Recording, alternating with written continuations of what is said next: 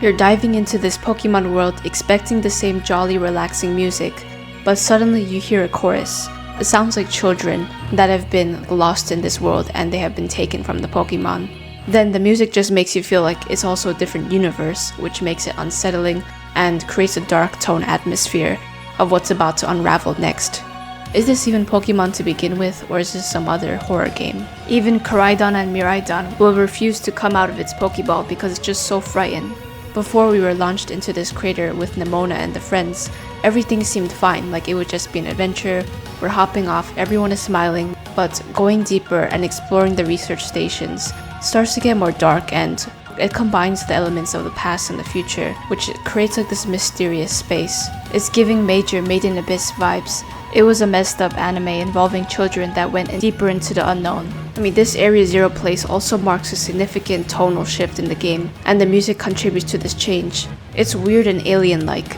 Someone died in Area Zero, and we have no idea what happened to the body. Did the professor bury it or leave it to decay? It doesn't feel haunted or anything like that, but it's more like those horror scenarios of being surrounded by a bunch of people that are just a bit off. Like even the friends, like Nemona, Penny, and Arvin, those three started to glitch out sometimes when I was exploring Area Zero. When I turned around and the music stopped suddenly, like when the music changes, they were like disappeared from behind my back. The second legendary version tried to kill the legendary that we owned right in front of our face. We don't even really know where Paradox Pokemon came from, because nowhere else in the Pokemon world could handle something this wrong. It's like an artificial version of regular innocent Pokemon that are manipulated. The weirdest part is that it's the same Pokemon that we know, like Fungus and Salamence, but they're just not the same Pokemon. And also the Pokemon as we go deeper here don't feel warm. They're just dragons with two heads, large rock figures that are walking, and that flower. Paradox Pokemon will actually kill us in this area if we provoke it. Just the way Penny says one slip and they could kiss their short lives goodbye. Even though the crystals are beautiful, it's more of a false cover-up that Area Zero is trying to lure us into the abyss.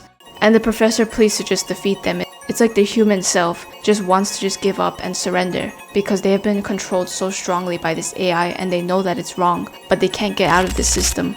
The glitched up text with the audio almost feels like we're being possessed. There was just like so much static sounds. The way she moved was so weird too, like even before the twitching, the jerky mechanical movements. And it appeared to be a human, but it was just an AI. This was a shadow of the person that formerly lived here, but they died. They were killed by a Paradox Pokemon, this Professor Sada and Turo. Kinda messed up that we're battling against it because technically it's not actually them.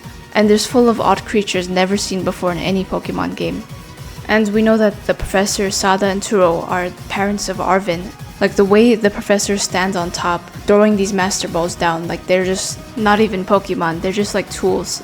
And as the Terrestrial energy just gets up, like we see the professor is just saying sorry to the children that they have endured this sort of horrors. Even though they're taken over by the AI, they're saying that they must run. Text box changes, it just completely glitches. That's just like not ever seen in a Pokemon game ever before. Walking here just feels empty, like sometimes there's just like any moment we could fall off the cliff. Well, for one thing we know is that Terapagos is the legendary Pokemon that is supposedly supposed to be the hidden treasure that everyone has been seeking for, like at the bottom. So they basically like built a time machine using the power of Terapagos. Terapagos also played a role in the downfall of the Paldean Empire. Crystals were dangerous, which led to the deaths of many explorers. Since Terapagos was the source of Terrasto the phenomenon, they also bought Paradox Pokemon from every single timeline. The explorer, his name was Heath, he was the first one to ever reach the ground of Area Zero, and all his notes went into the Scarlet or Violet book. It held all the information which could be found in the academy.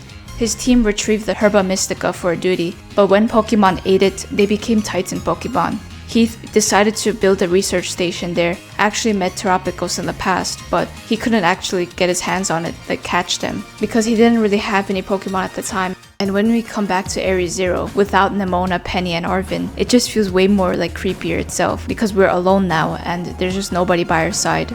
Even after the credits roll, Area Zero's story isn't over. Like who built the time machine first, and What is the true source of the crystals? And are there even like more paradox Pokemon that are still trapped below? What even happened to those scientists that were on the expedition that supposedly died here as well?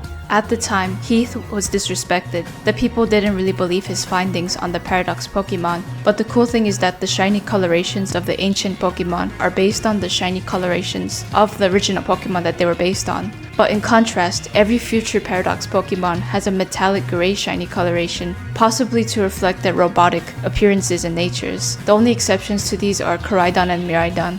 Well, that's everything we covered for Paradox Pokemon and Area Zero, the scariest places in Pokemon history. I mean, this place has such a different vibe, and thank you guys for watching. If you enjoyed this video, give it a like, and be sure to subscribe for more Pokemon content. Until next time.